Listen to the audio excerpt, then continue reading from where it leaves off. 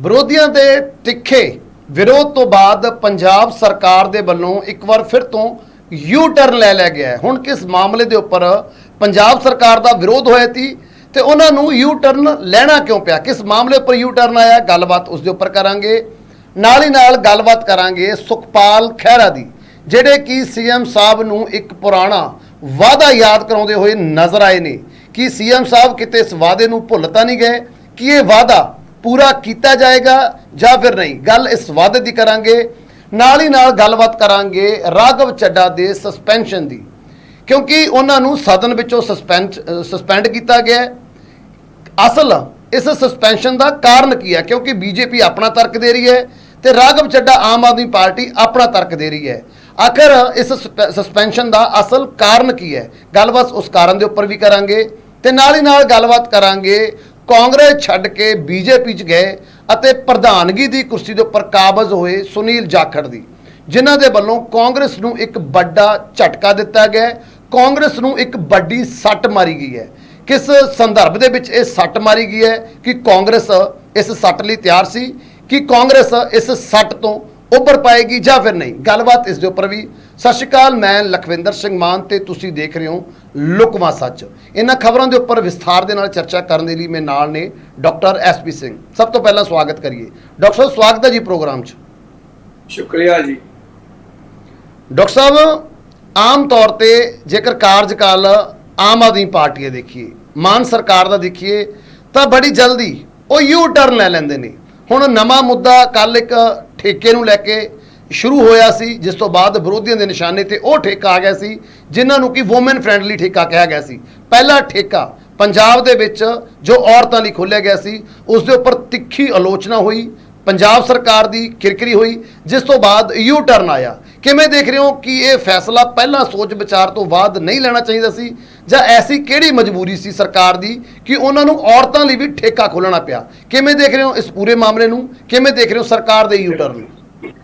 देखो, एक गल बड़ी स्पष्ट तौर ते समझ लो कि भगवंत मान सरकार जिहड़ी है वो संजीदगी नाल डूंगे विचार चर्चा तो बाद कोई फैसला नहीं लैंदी, बल्कि तट फट और बयानबाजी करके फैसले जिहड़े शायद ਉਹਦੀ घाट जिथे भगवंत मान तो उन्होंने MLA या मंत्रियों की विजन की घाट भी हो सकती है, उत्थे ब्यूरोक्रेसी की पूरी तरह उन्होंने कोऑपरेशन भी नहीं मिल रही लगती और इस तरह काली फैसले लैके मार्केबाजी करने की कोशिश करते हैं। ये मार्केबाजी थी कि अभी एक बच्चा जरा वो सुखैनता वाला जरा एक ठेका खोल रहे हैं और बगैर सोचियों कि ये की प्रभाव, और उस तो बाद जो प्रभाव की गल समझ आती है तो फिर यह लगता है कपने जरा एकदम छड़ती है ताकि नवा इशू ना बने। पर तुसी जिवें कहा है कि भगवंत मान की सरकार यू टर्न बड़ी जल्दी मारती है, इतने गल नहीं ठीक है कि भगवंत मान बहुत मामले कि यू टर्न मारदा ही नहीं, जिथे मारना पैंदा हो भी। कटारू चक के मामले कोई यू टर्न नहीं, गवर्नर के चिट्ठियां के मामले में कोई यू टर्न नहीं, जिथे भी किते ओहदा दिल करदा उत्थे यू टर्न वज जांदा है, नहीं तो यू टर्न जिहड़ा वो नहीं मारदा। इस मामले की यू टर्न इस करके सी कि ये 100% गलत फैसला, ये कोई गुंजाइश नहीं सी, ना इसलिए इहदे हक़ी सन, ना राजनीतिक पार्टियां दे हक़ी सन, ना पंजाब समाज इस गल दे हक़ हो सकता है, ते ना ही इस नाल कोई रेवन्यू का जिहड़ा वो फर्क पैंदा सी। सो एक काहली विच फैसला बगैर सोचे समझे जिहड़ा फैसला है उन्होंने वापस होना, शायद यही गल कही जा सकती है कि एक बहुत वड्डी गलती बजट गलती करने का फल जिहड़ा है वो भुगतना पिया है, जो कि एकदम जिहड़ा फैसला वापस लेना पिया है। ये सरकार की प्रशासनिक जिहड़ी समर्थ है उस उत्ते जिहड़ा प्रश्न चिन्ह है कि सरकारां इवें नहीं चलदियां, सरकारां चलदियां ने डूंगी सोच विचार नाल, लंबे सोच दृष्टि के नाल सरकारां चलदियां ने, वड्डे फैसले करन तो पहलां 50 वारी सोचण नाल, और वो सरकारां जिहड़ियां ने वो कुछ प्रभाव जिहड़ा छड्डदियां ने, काली च फैसले, काली च ऐलान, स्टेज दे उत्ते खलो के ऐलान करी जाने, इलैक्शन लई जुमलेबाजी जिहड़ी करनी और उस तो बाद उन्हां नूं वापस लैना जिहड़ा है ये फिर संभव ही होएगा, क्योंकि गलत फैसलों को वापस लैना पैंदा ही है और वो पैना पिया। ਔਰ ਇਹਦੇ ਵਿੱਚ ਅਸੀਂ ਇਹ ਸਮਝਦੇ ਹਾਂ ਕਿ ਭਗਵੰਤ ਮਾਨ ਸਰਕਾਰ ਦੀ ਸੋਚ ਜਿਹੜੀ ਹੈ ਉਹਦੇ ਉੱਤੇ ਜਿਹੜਾ ਕਿੰਤੂ ਪ੍ਰੰਤੂ ਹੋ ਸਕਦਾ ਹੈ ਕਿ ਉਹ ਕਿਵੇਂ ਕੰਮ ਕਰਦੇ ਨੇ, ਕਿਵੇਂ ਕੰਮਕਾਜ ਚੱਲਦਾ ਪਿਆ ਹੈ। ਸ਼ਾਇਦ ਇਹਦੇ ਨਾਲ ਪੰਜਾਬ ਦਾ ਭਲਾ ਜਿਹੜਾ ਨਹੀਂ ਹੋਏਗਾ ਜੇ ਏਡੀ ਕਾਹਲੀ ਦੇ ਨਾਲ ਗਲਤ ਔਰ ਤੁਰੰਤ ਫੈਸਲੇ ਜਿਹੜੇ ਨੇ ਲੈਂਦੇ ਜਾਣਗੇ। ਲੋੜ ਹੈ ਪੰਜਾਬ ਨੂੰ ਚੁਸਤ ਤੇ ਦਰੁਸਤ ਦੋਨੋਂ ਤਰ੍ਹਾਂ ਦੇ ਫੈਸਲਿਆਂ ਦੀ। ਚੁਸਤੀ 'ਚ ਫੈਸਲਾ ਲਵੋ ਲੇਕਿਨ ਦਰੁਸਤੀ ਦੀ ਵੀ ਨਾਲ ਖਿਆਲ ਕਰੋ। ਇੱਥੇ ਦਰੁਸਤੀ ਦੀ ਘਾਟ ਹੈ, ਚੁਸਤੀ ਜਿਹੜੀ ਆ ਜ਼ਰੂਰ ਵਿਖਾ ਰਹੇ ਨੇ ਔਰ ਉਹ ਚੁਸਤੀ ਜਿਹੜੀ ਆ ਪੁੱਠੀ ਪੈਂਦੀ ਹੈ। ਹੋਰ ਇਸ ਤੋਂ ਵੱਧ ਵੱਡੀ ਸਮੱਸਿਆ ਕੋਈ ਨਹੀਂ। ਹਾਂਜੀ ਜੀ ਬਿਲਕੁਲ ਸਰ, ਬਿਲकुल इस फैसले ਉੱਪਰ ਤਾਂ ਭਾਵੇਂ ਯੂ ਟਰਨ ਲੈਤਾ ਗਿਆ, ਲੇਕਿਨ ਕੁਝ ਜਿਵੇਂ ਚੁਸਤ ਦਰੁਸਤ ਫੈਸਲਿਆਂ ਦੀ ਤੁਸੀਂ ਗੱਲ ਕੀਤੀ ਹੈ, ਇੱਕ ਚੁਸਤ ਤੇ ਦਰੁਸਤ ਫੈਸਲਾ ਜੋ ਕਿ ਸ਼ਾਇਦ ਬਹੁਤ ਜ਼ਿਆਦਾ ਸੋਚ ਸਮਝ ਤੋਂ ਬਾਅਦ ਲੈਤਾ ਗਿਆ ਸੀ, ਇੱਕ ਵੱਡਾ ਵਾਅਦਾ ਪੂਰਾ ਕਰਨ ਦੀ ਗੱਲ ਕਰਦੇ ਹੋਏ ਸੀ ਭਗਵੰਤ ਮਾਨ ਜੀ। ਇੱਕ ਨੋਟੀਫਿਕੇਸ਼ਨ ਜਾਰੀ ਕੀਤਾ ਗਿਆ ਸੀ, ਗੱਲ ਕਰ ਰਿਹਾ 18 ਨਵੰਬਰ 2022 ਦੀ, ਜਦੋਂ ਬੜੇ ਪੱਧਰ ਤੇ ਐਲਾਨ ਮੁੱਖ ਮੰਤਰੀ ਸਾਹਿਬ ਵੱਲੋਂ OPS ਦੇ ਸੰਬੰਧ ਵਿੱਚ ਯਾਨੀ ਕਿ 올ਡ ਪੈਨਸ਼ਨ ਸਕੀਮ ਦੇ ਸੰਬੰਧ ਦੇ ਵਿੱਚ ਕਰਮਚਾਰੀਆਂ ਨੂੰ ਦੀਵਾਲੀ ਦੇ ਤੋਹਫੇ ਦੀ ਗੱਲ ਕਹਿੰਦੇ ਨਜ਼ਰ ਆਏ ਸੀ। ਲੇਕਿਨ ਨੋਟੀਫਿਕੇਸ਼ਨ ਜਾਰੀ ਹੋ ਗਿਆ, ਲੇਕਿਨ ਅਜੇ ਤੱਕ ਇਸ ਦੇ ਉੱਪਰ ਕੋਈ ਬੂਰ ਪੈਂਦਾ ਨਜ਼ਰ ਨਹੀਂ ਆ ਰਿਹਾ। ਸੋ ਇੱਕ ਇਹ ਵਾਅਦਾ ਜਿਸ ਦੇ ਉੱਪਰ ਸੁਖਪਾਲ ਸਿੰਘ ਖਹਿਰਾ ਫਿਰ ਤੋਂ ਮਾਨ ਸਾਹਿਬ ਨੂੰ ਘੇਰਦੇ ਆ ਰਹੇ ਨੇ ਤੇ ਨਾਲ ਹੀ ਨਾਲ ਪੰਜਾਬ ਸਰਕਾਰ ਨੂੰ ਘੇਰਦੇ ਨਜ਼ਰ ਦਿਖਾਈ ਦਿੱਤੇ ਨੇ ਕਿ ਹੁਣ ਇਸ ਫੈਸਲੇ ਦੇ ਉੱਪਰ ਵੀ ਮਾਨ ਸਾਹਿਬ ਫਿਰ ਤੋਂ ਚਿੰਤਨ ਕਰੇਗੀ ਕਿ ਇਹ ਸਕੀਮ ਨੂੰ ਭਾਵੇਂ ਕਿ ਨੋਟੀਫਿਕੇਸ਼ਨ ਹੋ ਚੁੱਕਿਆ ਹੈ ਪਰ ਇਹ ਸਕੀਮ ਲਾਗੂ ਕਦੋਂ ਹੋਣ ਜਾ ਰਹੀ ਹੈ ਤੇ ਇਹਦੇ ਵਿੱਚ ਅੜਚਨਾ ਕੀ ਨੇ, ਕੀ ਕਾਰਨ ਹੈ ਵੀ ਇਹ ਹੁਣ ਤੱਕ ਨੋਟੀਫਿਕੇਸ਼ਨ ਹੋਣ ਤੋਂ ਬਾਅਦ ਵੀ ਇਹ ਫੈਸਲਾ ਮਾਨ ਸਰਕਾਰ ਦਾ ਵੱਡਾ ਫੈਸਲਾ ਲਾਗੂ ਨਹੀਂ ਹੋ ਸਕਿਆ।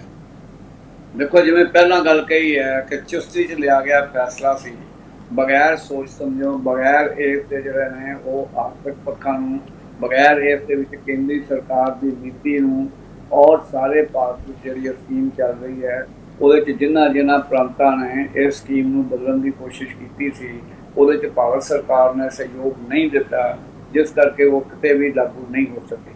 ਜਿੱਥੋਂ ਤੱਕ ਪੰਜਾਬ ਦੀ ਗੱਲ ਹੈ, ਇਹਦੇ ਵਿੱਚ ਨੋਟੀਫਿਕੇਸ਼ਨ ਹੋਣ ਦੇ ਬਾਵਜੂਦ ਇੱਕ ਗੱਲ ਸਪਸ਼ਟ ਤੌਰ ਦੇ ਉੱਤੇ ਇਸ ਨੀਤੀ ਦਾ ਜਿਹੜਾ ਉਹ ਅਧਿਐਨ ਕਰਨਾ ਜ਼ਰੂਰੀ ਹੈ। ਉਹ ਇਹ ਹੈ ਕਿ ਜਿਹੜਾ EPF ਜਿਹੜਾ ਪ੍ਰੋਵੀਡੈਂਟ ਫੰਡ ਕੱਟ ਕੇ ਪੈਸੇ ਜਮ੍ਹਾਂ ਹੁੰਦੇ ਨੇ ਪੈਨਸ਼ਨ ਸਕੀਮ ਦੇ ਵਿੱਚ ਟ੍ਰਾਂਸਫਰ ਹੁੰਦੇ ਨੇ, ਉਹ ਹਰ ਮਹੀਨੇ ਕਰੋੜਾਂ ਤੱਕ ਔਰ ਉਹ ਜਾਂਦੇ ਵੀ ਸਾਰੇ ਦੇ ਸਾਰੇ ਜਿਹੜੇ ਨੇ ਉਹ ਕੇਂਦਰ ਸਰਕਾਰ ਕੋਲ। ਹੁਣ ਕੇਂਦਰ ਸਰਕਾਰ ਨੇ ਉਹ ਸਾਰੇ ਪੈਸੇ ਜਿਹੜੇ ਨੇ ਉਹ ਪ੍ਰਾਈਵੇਟ ਸੈਕਟਰ ਦੇ ਵਿੱਚ ਇਨਵੈਸਟ ਕਰ ਦਿੱਤੇ ਤਾਂ ਕਿ ਉਤੋਂ ਇੰਟਰਸਟ ਲਿਆ ਜਾਏ ਔਰ ਉਹਨਾਂ ਨੂੰ ਪੈਦਾ ਪਕਾਇਆ। ਹੁਣ ਕੇਂਦਰ ਸਰਕਾਰ ਇਸ ਗੱਲ ਦੇ ਸਮਰੱਥ ਨਹੀਂ ਕਿ ਉਹ ਪੈਸਾ ਵਾਪਸ ਲੈ ਕੇ ਉਹਨਾਂ ਦੁਬਾਰਾ ਪ੍ਰਾਂਤਾਂ ਨੂੰ ਦਿੱਤਾ ਜਾਏ ਔਰ ਜਿਨ੍ਹਾਂ ਸਕੀਮਾਂ ਦੇ ਵਿੱਚ ਉਹਨਾਂ ਇਨਵੈਸਟ ਕੀਤਾ ਉਹਦੇ ਲਈ ਜਿਹੜਾ ਹੈ ਉਹ ਚੱਲ ਹੀ ਨਹੀਂ ਸਕਦਾ। ਜਿਸ ਕਰਕੇ ਕੇਂਦਰ ਸਰਕਾਰ ਨੇ ਚੋਰੀ ਨਾ ਕੀਤੀ ਹੋਈ ਹੈ ਕਿ ਜੇਕਰ ਤੁਸੀਂ ਇਹਨੂੰ ਲਾਗੂ ਕਰਨਾ ਜਾਂ ਨਹੀਂ ਲਾਗੂ ਕਰਨਾ, ਅਸੀਂ EPF ਜਿਹੜਾ ਪ੍ਰੋਵੀਡੈਂਟ ਫੰਡ ਕੱਟ ਕੇ ਜਿਹੜਾ ਜਾਂਦਾ ਹੈ ਉਹ ਅਸੀਂ ਟ੍ਰਾਂਸਫਰ ਨਹੀਂ ਕਰਨਾ ਔਰ ਉਹ ਤੁਹਾਨੂੰ ਅਸੀਂ ਨਹੀਂ ਦੇਣਾ। ਅਤੇ ਪੰਜਾਬ ਸਰਕਾਰ ਦੀ ਕਿਸੇ ਸਰਕਾਰ ਦੀ ਵੀ ਸ਼ਾਇਦ ਸਮਰੱਥਾ ਨਾ ਹੋਵੇ ਕਿ ਆਪਣੇ ਖਰਚਿਆਂ ਦੇ ਨਾਲ ਉਹ ਸਕੀਮ ਨੂੰ ਲਾਗੂ ਕਰਕੇ ਉਹ ਪ੍ਰੋਵੀਡੈਂਟ ਫੰਡ ਜਿਹੜਾ ਕੇਂਦਰ ਸਰਕਾਰ ਕੋਲ ਪਿਆ ਹੈ ਉੱਥੇ ਹੀ ਪਿਆ ਰਹੇ ਤੇ ਇੱਥੇ ਨਵਾਂ ਜਿਹੜੀ ਸਕੀਮ ਸ਼ੁਰੂ ਕਰ ਸਕਣ। ਦਰਅਸਲ ਚੁਸਤੀ ਵਿੱਚ ਲਿਆ ਗਲਤ ਫੈਸਲਾ ਹੋ ਗਿਆ। ਭਾਵੇਂ ਇਹ ਫੈਸਲਾ ਜਿਹੜਾ ਹੈ ਗਲਤ ਇਸ ਕਰਕੇ ਤਾਂ ਅਸੀਂ ਨਹੀਂ ਕਹਿ ਸਕਦੇ ਕਿ ਇਹ ਫੈਸਲੇ ਦੇ ਸਿਧਾਂਤਕ ਤੌਰ 'ਤੇ ਗਲਤ, ਅਮਲੀ ਤੌਰ ਦੇ ਉੱਤੇ ਇਸ ਕਰਕੇ ਗਲਤ ਹੈ ਕਿ ਇਸ ਦੇ ਵਿੱਚ ਕਿਸੇ ਤਰ੍ਹਾਂ ਵੀ ਜਿਹੜੀ ਹੈ ਕੇਂਦਰ ਸਰਕਾਰ ਜਿਹੜੀ ਹੈ ਉਹ ਮਿਲਵਰਤਨ ਨਹੀਂ ਦਿੰਦੀ ਅਤੇ ਕੇਂਦਰੀ ਸਰਕਾਰ ਦੇ ਮਿਲਵਰਤਨ ਤੋਂ ਬਗੈਰ ਇਸ ਨੂੰ ਅਮਲੀ ਰੂਪ ਨਹੀਂ ਦਿੱਤਾ ਜਾ ਸਕਦਾ। ਉਸ ਸਥਿਤੀ ਦੇ ਵਿੱਚ ਕਾਹਲੀ 'ਚ ਬਗੈਰ ਕੇਂਦਰ ਸਰਕਾਰ ਦੀਆਂ ਨੀਤੀਆਂ ਦਾ ਅਧਿਐਨ ਕੀਤਿਓਂ ਇਹ ਅਨਾਊਂਸਮੈਂਟ ਔਰ ਨੋਟੀਫਿਕੇਸ਼ਨ ਜਿਹੜਾ ਕਰ ਦਿੱਤਾ ਗਿਆ ਹੈ, ਜਿਹੜਾ ਕਿ ਦੂਰਅਸੀ ਤਰੀਕੇ ਦੇ ਨਾਲ ਪੰਜਾਬ ਦੇ ਵਿੱਚ ਕੇਂਦਰ ਸਰਕਾਰ ਨੇ ਲਾਗੂ ਨਹੀਂ ਹੋਣ ਦੇਣਾ, ਨਾ ਹੀ ਉਹਨਾਂ ਨੇ ਕਿਸੇ ਹੋਰ ਪ੍ਰਾਂਤ ਵਿੱਚ ਵੀ ਇਹਨੂੰ ਲਾਗੂ ਹੋਣ ਦਿੱਤਾ, ਕਿਉਂਕਿ ਪ੍ਰਾਈਵੇਟ ਸੈਕਟਰ ਵਿੱਚ ਇਨਵੈਸਟ ਕੀਤਾ ਕੇਂਦਰੀ ਸਰਕਾਰ ਦਾ ਪੈਸਾ ਉਹਨਾਂ ਦੇ ਜਿਹੜੇ ਅਡਾਨੀ ਅੰਬਾਨੀ ਨੇ ਉਹਨਾਂ ਨੂੰ ਬੈਨੀਫਿਟ ਜਿਹੜਾ ਦੇ ਰਿਹਾ ਹੈ ਉਹਦੇ ਤੋਂ ਪੈਸੇ ਨਹੀਂ ਵਾਪਸ ਲੈ ਸਕਦੇ। ਜੇ ਪੈਸੇ ਵਾਪਸ ਨਹੀਂ ਲੈ ਸਕਦੇ ਤੇ ਪ੍ਰਾਂਤਾਂ ਨੂੰ ਵਾਪਸ ਐਮਪਲਾਈ ਦਾ ਜਿਹੜਾ ਪੈਸਾ ਜਿਹੜਾ ਵਾਪਸ ਆ ਨਹੀਂ ਸਕਦਾ। ਜੇ ਪੈਸਾ ਵਾਪਸ ਆਉਂਦਾ ਨਹੀਂ ਤੇ ਉਹ ਪੈਨਸ਼ਨ ਸਕੀਮ ਜਿਹੜੀ ਹੈ ਲਾਗੂ ਹੋ ਨਹੀਂ ਸਕਦੀ। ਸੋ ਇੱਕ ਗਲਤ ਢੰਗ ਨਾਲ ਬਗੈਰ ਸੋਚੇ ਸਮਝੇ ਲਿਆ ਗਿਆ ਫੈਸਲਾ ਜਿਹੜਾ ਹੈ ਉਹ ਕਾਹਲੀ ਵਿੱਚ ਲਿਆ ਗਿਆ ਫੈਸਲਾ ਹੈ ਔਰ ਉਸ ਦੇ ਵਿੱਚ ਨਾ ਕੇਂਦਰ ਸਰਕਾਰ ਨੂੰ ਜਿਹੜਾ ਹੈ ਉਹ ਸੰਭਾਲ ਦੇ ਵਿੱਚ ਲਿਆਂਦਾ ਗਿਆ, ਨਾ ਕੇਂਦਰ ਸਰਕਾਰ ਨੂੰ ਪੁੱਛਿਆ ਗਿਆ ਤੇ ਨਾ ਹੀ ਪ੍ਰਾਂਤਕ ਸਰਕਾਰਾਂ ਦੇ ਆਪਣੇ ਫਾਈਨੈਂਸ਼ੀਅਲ ਰਿਸੋਰਸਿਸ ਬਾਰੇ ਦੇਖਿਆ ਗਿਆ। ਇਸ ਕਰਕੇ ਇਹਦੇ ਤੇ ਚੁੱਪ ਰੱਖੀ ਜਾ ਸਕਦੀ ਹੈ। ਯੂ ਟਰਨ ਨਾ ਕਰਨ, ਔਰ ਯੂ ਟਰਨ ਨਾ ਕਰਨਾ ਹੀ ਸਮਝਿਆ ਜਾਏਗਾ ਜੇ ਖਰੇ ਨੂੰ ਇੰਪਲੀਮੈਂਟੇਸ਼ਨ ਨਹੀਂ ਕਰਦੇ। ਜਿੰਨਾ ਚਿਰ ਕੇਂਦਰ ਸਰਕਾਰ ਆਪਣੀ ਨੀਤੀ ਨਹੀਂ ਬਦਲਦਾ, ਉਹਨਾਂ ਚਿਰ ਭਗਵੰਤ ਮਾਨ ਸਰਕਾਰ ਇਸ ਨੂੰ ਲਾਗੂ ਨਹੀਂ ਕਰ ਸਕਦੀ, ਭਾਵੇਂ ਸਤਪਾਲ ਖਹਿਰਾ ਕਵੇ ਤੇ ਭਾਵੇਂ ਕੋਈ ਕਵੇ, ਕਿਉਂਕਿ ਉਹ ਪ੍ਰਸ਼ਾਸਨਿਕ ਤੌਰ ਦੇ ਉੱਤੇ ਲਾਗੂ ਕੀਤਾ ਨਹੀਂ ਜਾ ਸਕਦਾ। ਜੀ ਬਿਲਕੁਲ ਬਿਲਕੁਲ ਸਰ, ਬਿਲਕੁਲ। ਤਾਂ ਬਿਲਕੁਲ ਆਪਾਂ ਇੱਕ ਵਾਰ ਫਿਰ ਕਹਿ ਸਕਦੇ ਹਾਂ ਵੀ ਜਲਦਬਾਜ਼ੀ ਦੇ ਵਿੱਚ, ਕਿਉਂਕਿ ਪ੍ਰੈਸ਼ਰ ਬਹੁਤ ਸੀ, ਵੱਡਾ ਵਾਅਦਾ ਕਰਮਚਾਰੀਆਂ ਦੇ ਨਾਲ ਕਰਕੇ ਮਾਨ ਸਾਹਿਬ ਪਹੁੰਚੇ ਸੀਗੇ, ਸੱਤਾ ਸਾਂਭੀ ਸੀਗੀ, ਸੋ ਫੈਸਲਾ ਕਰ ਲਿਆ, ਨੋਟੀਫਿਕੇਸ਼ਨ ਕਰ ਲਿਆ, ਲੇਕਿਨ ਅਜੇ ਤੱਕ ਇੰਪਲੀਮੈਂਟ ਨਹੀਂ ਹੋ ਸਕਿਆ। ਕਾਰਨ ਤੁਸੀਂ ਦੱਸੇ ਨੇਗੇ। ਹੁਣ ਕਦੋਂ ਜਾਂ ਕਿਹੜਾ ਨਵਾਂ ਰਸਤਾ ਲੱਭਣ ਦੀ ਕੋਸ਼ਿਸ਼ ਕੀਤੀ ਜਾਏਗੀ, ਇਹ ਹੁਣ ਆਉਣ ਵਾਲੇ ਸਮੇਂ ਦੇ ਵਿੱਚ ਮਾਨ ਸਰਕਾਰ ਨੂੰ ਸੋਚਣਾ ਪਵੇਗਾ। ਤੇ ਉਧਰ ਕਾਂਗਰਸ ਦੀ ਗੱਲ ਕਰੀਏ, ਬੜਾ ਵੱਡਾ ਇੱਕ ਟੱਕ ਕੱਲ ਕਾਂਗਰਸ ਛੱਡ ਕੇ ਗਏ ਸੀਨੀਅਰ ਲੀਡਰ ਜਿਹੜੇ ਹੁਣ ਭਾਜਪਾ ਦੇ ਪ੍ਰਧਾਨ ਨੇ ਸੁਨੀਲ ਜਾਖੜ ਦੇ ਵੱਲੋਂ ਕਾਂਗਰਸ ਨੂੰ ਬੜਾ ਵੱਡਾ ਫੱਟ ਲਾਇਆ ਗਿਆ, ਵੱਡੀ ਸੱਟ ਮਾਰੀ ਗਈ ਹੈ। 47 ਕੌਂਸਲਰ ਅਬੋਹਰ ਦੇ ਉਹਨਾਂ ਨੂੰ ਪਾਰਟੀ ਦੇ ਵਿੱਚ ਸ਼ਾਮਿਲ ਕਰਾਇਆ। ਕਾਂਗਰਸ ਦੇ ਇਹ ਤਕਰੀਬਨ ਜ਼ਿਆਦਾਤਰ ਕਾਂਗਰਸ ਪਾਰਟੀ ਨਾਲ ਸੰਬੰਧਿਤ ਇਹ ਕੌਂਸਲਰ ਸੀ, ਜਿਹੜੇ ਹੁਣ ਬੀਜੇਪੀ ਦੇ ਵਿੱਚ ਸ਼ਾਮਿਲ ਕਰਾਇਆਗਾ ਸੁਨੀਲ ਜਾਖੜ ਜੀ ਵੱਲੋਂ। ਕਿਵੇਂ ਦੇਖ ਰਹੇ ਹੋ ਇਸ ਵੱਡੀ ਸੱਟ ਨੂੰ? ਕਿ ਇਹ ਜਿਹੜੀ ਸੱਟ ਹੈ ਇਹਨੂੰ ਕਾਂਗਰਸ ਝੱਲ ਪਾਏਗੀ ਕਿ ਆਉਣ ਵਾਲੇ ਸਮੇਂ ਦੇ ਵਿੱਚ ਜੋ ਇਹ ਘਾਟਾ ਕੱਲ ਕਾਂਗਰਸ ਨੂੰ ਬੜਾ ਵੱਡਾ ਪਿਆ ਅਬੋਹਰ ਦੇ ਵਿੱਚ, ਇਸ ਘਾਟੇ ਨੂੰ ਪੂਰਾ ਕਰ ਪਾਏਗੀ? ਜੇਕਰ ਕਰ ਪਾਏਗੀ ਤਾਂ ਕਿਵੇਂ? ਕਿਉਂਕਿ ਅਬੋਹਰ ਤੋਂ ਜੋ ਸਿਟਿੰਗ ਐਮਐਲਏ ਨੇ ਉਹ ਵੀ ਕਿਤੇ ਨਾ ਕਿਤੇ ਸੁਨੀਲ ਜਾਖੜ ਦਾ ਪੱਖ ਪੂਰਦੇ ਨਜ਼ਰ ਆ ਰਹੇ ਨੇ, ਤਾਂ ਹੋ ਸਕਦਾ ਆਉਣ ਵਾਲੇ ਦਿਨਾਂ ਦੇ ਵਿੱਚ ਉਹ ਵੀ ਪਾਰਟੀ ਨੂੰ ਅਲਵਿਦਾ ਕਰਕੇ ਭਾਜਪਾ 'ਚ ਜਾ ਸਕਦੇ ਨੇ। ਕਿਵੇਂ ਦੇਖ ਰਹੇ ਹੋ ਅਬੋਹਰ ਦੇ ਕੱਲ ਪੂਰੇ ਸਿਨੈਰੀਓ ਨੂੰ? ਦੇਖੋ, ਇਹ ਜਿਹੜਾ ਅਬੋਹਰ 'ਚ ਜੋ ਕੁਝ ਵਾਪਰਿਆ, ਇਹ ਬਹੁਤ ਪਹਿਲਾਂ ਵਾਪਰ ਜਾਣਾ ਚਾਹੀਦਾ ਸੀ। ਅਬੋਹਰ ਜਿਹੜਾ ਹੈ ਉਹ ਸੁਨੀਲ ਜਾਖੜ ਦਾ, ਬਲਰਾਮ ਜਾਖੜ ਦਾ, ਜਾਖੜ ਪਰਿਵਾਰ ਦਾ ਇੱਕ ਬਹੁਤ ਵੱਡਾ ਗੜ੍ਹ ਹੈ।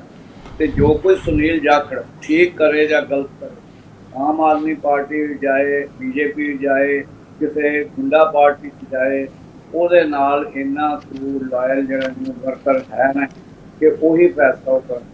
ਜਦੋਂ ਸੁਨੀਲ ਜਾਖੜ ਉਹਨਾਂ ਨੇ ਬੀਜੇਪੀ ਜੁਆਇਨ ਕਰ ਲਈ, ਔਰ ਬੀਜੇਪੀ ਜੁਆਇਨ ਕਰਨ ਤੋਂ ਬਾਅਦ ਉਹਨਾਂ ਨੂੰ ਪ੍ਰਧਾਨ ਵੀ ਜਿਹੜਾ ਬਣਾ ਦਿੱਤਾ ਗਿਆ, ਉਸ ਤੋਂ ਬਾਅਦ ਉਹਨਾਂ ਦੇ ਜਿਹੜੇ ਪ੍ਰਸ਼ੰਸਕ ਨੇ, ਉਹਨਾਂ ਦੇ ਸਾਥੀ ਨੇ, ਰਾਜਨੀਤਿਕ ਤੌਰ 'ਤੇ ਉਹਨਾਂ ਨਾਲ ਅੰਧ ਭਗਤ ਮਤਨ ਜੁੜੇ ਹੋਏ ਨੇ, ਉਹਨਾਂ ਦਾ ਸੁਭਾਵਿਕ ਤੌਰ ਦੇ ਉੱਤੇ ਜਿਹੜਾ ਹੈ ਉਹ ਜਾਣਾ ਸੀ।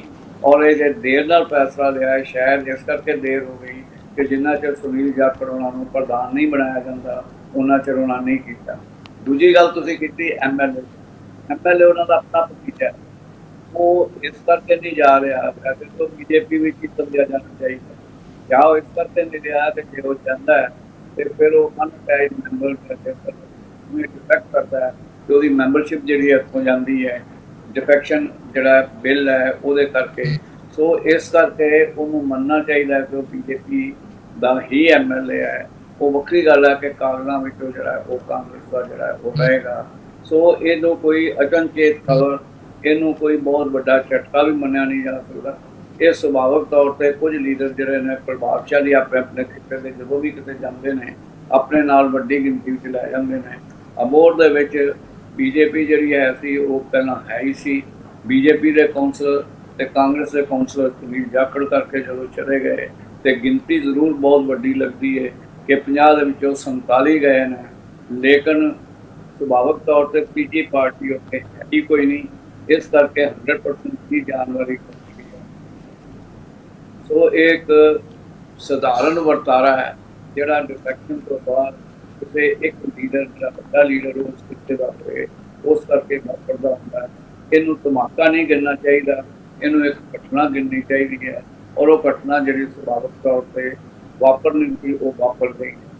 ਹਾਂਜੀ ਜੀ ਬਿਲਕੁਲ ਸਰ, ਬਿਲਕੁਲ। ਲੇਕਿਨ ਚਾਹੇ ਆਪਾਂ ਘਟਨਾ ਕਹੀਏ ਜਾਂ ਧਮਾਕਾ ਕਹੀਏ, ਲੇਕਿਨ ਕਾਂਗਰਸ ਦੇ ਲਈ ਇੱਕ ਵੱਡਾ ਝਟਕਾ ਜ਼ਰੂਰ ਹੈ, ਕਿਉਂਕਿ ਇੰਨੀ ਵੱਡੀ ਨਫਰੀ ਦੇ ਵਿੱਚ ਇੱਕਦਮ ਆਗੂਆਂ ਦਾ ਪਾਰਟੀ ਨੂੰ ਛੱਡ ਕੇ ਜਾਣਾ ਕਿਤੇ ਨਾ ਕਿਤੇ ਵੱਡਾ ਘਾਟਾ ਕਾਂਗਰਸ ਪਾਰਟੀ ਦੇ ਲਈ ਹੈ। ਤੇ ਦੂਸਰੇ ਪਾਸੇ ਆਪਾਂ ਉਸ ਅਹਿਮ ਖਬਰ ਦੀ ਗੱਲ ਕਰੀਏ, ਰਾਘਵ ਚੱਡਾ ਨਾਲ ਜਿਹੜੀ ਸੰਬੰਧਿਤ ਹੈ, ਕਿਉਂਕਿ ਰਾਘਵ ਚੱਡਾ ਦੀ ਸਦਨ ਦੇ ਵਿੱਚੋਂ ਸਸਪੈਂਸ਼ਨ ਹੋਈ ਸੀ। ਲੇਕਿਨ ਇਸ ਸਸਪੈਂਸ਼ਨ ਦੇ ਉੱਪਰ ਆਮ ਆਦਮੀ ਪਾਰਟੀ ਅਤੇ ਬੀਜੇਪੀ ਆਮੋ ਸਾਹਮਣੀ ਹੈ, ਜਿੱਥੇ ਇੱਕ ਪਾਸੇ ਆਮ ਆਦਮੀ ਪਾਰਟੀ ਅਤੇ ਰਾਘਵ ਚੱਡਾ ਸੰਘੀ ਢਾਂਚੇ ਦੀ ਜੇ ਪਿੱਠ ਵਿੱਚ ਛੁਰਾ ਮਾਰਨ ਦੀ ਗੱਲ ਕਹਿ ਰਹੇ ਨੇ ਵੀ ਬੀਜੇਪੀ ਨੇ ਛੁਰਾ ਮਾਰਿਆ ਹੈ, ਜਾਂ ਉਹ ਕਹਿ ਰਹੇ ਨੇ ਵੀ ਧੱਕਾ ਕੀਤਾ ਜਾ ਰਿਹਾ, ਲੋਕਤੰਤਰ ਦੀਆਂ ਧੱਜੀਆਂ ਉਡਾਉਂਦੇ ਹੋਏ ਇਸ ਤਰੀਕੇ ਦੇ ਨਾਲ ਬੀਜੇਪੀ ਫੈਸਲੇ ਲੈ ਰਹੀ ਹੈ। ਤਾਂ ਦੂਸਰੇ ਪਾਸੇ ਬੀਜੇਪੀ ਇਸ ਨੂੰ ਨਿਯਮਾਂ ਦਾ ਹਵਾਲਾ ਦਿੰਦੀ ਹੋਈ ਨਜ਼ਰ ਆ ਰਹੀ ਹੈ ਵੀ ਆਖਰ ਨਿਯਮ ਦੇ ਤਹਿਤ ਹੀ ਰਾਘਵ ਚੱਡਾ ਦੇ ਖਿਲਾਫ ਹੈ ਜਿਹੜੀ ਉਹ ਕਾਰਵਾਈ ਕੀਤੀ ਗਈ ਹੈ ਅਧਿਕਾਰ ਕਮੇਟੀ ਦੇ ਵੱਲੋਂ। ਆਖਰ ਇਸ ਸਸਪੈਂਸ਼ਨ ਦੀ ਅਸਲ ਸਚਾਈ ਕੀ ਹੈ, ਕਿੰਨਾ ਕਾਰਨਾਂ ਕਰਕੇ ਰਾਘਵ ਚੱਡਾ ਦੀ ਸਸਪੈਂਸ਼ਨ ਹੋਈ ਹੈ? देखो ये जी समस्या है, ये दो आसपैक्ट ने, ये दो पक्ष ने। एक इस राजनीति की है, दूजी इस है वो परंपरा और जी है वो कानून की कहता है। जितों तक राजनीति है इस वेले पार्लीमेंट के वक्त पद्धर के राज्यसभा के मैंबरों की बीजेपी को कई थावां दे उत्ते कई बिलों के उत्ते जी है लोड़ है, तो सो वो वध तो वध बंदे बाहर कढ़ के अपनी उस गिनती जी राज्य सभा उन्होंने जी है फेसली है उस एडजस्ट करने की कोशिश करते हैं। भावें वो संजय सिंह का मामला होवे ते भावें राघव चड्ढा का मामला होवे, वो तो राजनीतिक तौर के उत्ते मौके की भाल च रहिंदे ने कि किनू किनू बाहर जिहड़ा वो कढ़ना है। दूजी गल जिहड़ी तुसीं कही है नियमां दी, नियमां दे विच जिहड़ा है वो किते नहीं है लिखिया हुंदा कि उहनूं तुसीं हाउस चों एंड तक जो है सैशन खत्म होने तक जो है तुम बाहर कढ़ दो, उन्होंने वार्निंग भी दी जा सकती है, उन्होंने चेतावनी दी जा सकती है, उन्होंने कहा जा सकता है कि तेन अगों कोई काम नहीं किया जा सकता। पर क्योंकि बीजेपी राज्यसभा मैंबरों की लोड़ जिथे विरोधियों को बाहर कढ़ना उत्थे अपने आप शामिल करना उन्होंने एक नीति है। इस करके राघव चड्ढा पार्टी च उन्हें उलंघना नियमां की कीती है या नहीं की, लेकिन उसकी सजा जी है वो ये नहीं कि उसनूं सैक्शन तो जो है वो एंड तक अधिकार कमेटी के फैसले होने तो तक उसनूं जो बाहर कढ़ता जाए। ये असली राजनीतिक चाल है और उस चाल के राघव चड्ढा फस गया है। भावें वो छोटी गलती की है या उन्हें वड्डी की है, लेकिन पहला उत्ते एलीगेशन सी फर्जीवाड़े दे, हुण एलीगेशन लग गया कि तू प्रेस कॉन्फ्रेंस क्यों की। मतलब यह है कि कुछ ना कुछ ना कर जा ना कर, असी तेनों बहाना लभ के बाहर कढ़ना ही कढ़ना, और वह उन्हें रोजाना जरा फुकया है। यही गल जी सी राहुल गांधी नाल हुई सी कि राहुल गांधी जो पार्लीमेंट बहुत सख्त जरा वो मोदी के उल्ट बोलिया तो उत्ते बहाना बना के उसनूं कढ़िया गया। इवें राघव चड्ढा ने उस जरा बिल दिल्ली वाला बिल जरा दिल्ली सेवा बिल उसते बहुत अच्छे ढंग के नाल केस जरा पेश किया, बड़ा प्रभावशाली रूप में बोलिया। सो प्रभावशाली रूप में बोलन करके उसनूं बहाना एक बनाना चाहिए सी, वो बहाना बन गया और वो एक ट्रैप च आ गया। हुण इस लड़ाई झगड़े के सैशन खत्म हो जाएगा, जिथे उन्होंने अपने बिल पास करने ने वो करवाने होर सुखैनता जी होएगी। इस तो बाद भी कोई राजनीति नहीं। हाँ जी बिल्कुल सर, बिल्कुल। पर कारण कोई भी रहे होण, भावें कि बीजेपी ये भी हवाला दिंदी नज़र आ रही है भी जो तक अधिकार कमेटी के कोले ये मामला सी उदों तक डिफेंड नहीं कर सकती सी राघव चड्ढा। लेकिन ये नियम कितना क सही है कितना क नहीं, ये तो हुण राजनीतिक लोग ही दस सकते हैं कि आखिर सदन के नियम की ने। लेकिन जिस तरीके तुसीं कहा एक मेजर पनिशमेंट जरूर दी गई है, राहुल गांधी ਨੂੰ भी मेजर पनिशमेंट दी, तो दूजे पासे हुण राघव चड्ढा दे लई भी मेजर पनिशमेंट है। वड्डा झटका आम आदमी पार्टी के लिए, भावें कि लगातार इस मामले के उपर आलोचना बीजेपी सरकार की करते नज़र आ रहे हैं आम आदमी पार्टी के लीडर। सो डॉक्टर साहब तुसीं गलबात करन लई साडे नाल जुड़े, उहदे लई तुहाडा बहुत बहुत धन्नवाद। शुक्रिया जी। सो इस सन डॉक्टर SP सिंह जिन्हां वल्लों अज दीआं अहम खबरां दे उपर विस्तार दे नाल चर्चा की गई है। तुहानूं चर्चा किवें लगी कमेंट करके जरूर दस्सिओ। अगले प्रोग्राम विच फिर तो साडी होएगी मुलाकात, उद तक दिओ इजाजत। धन्नवाद।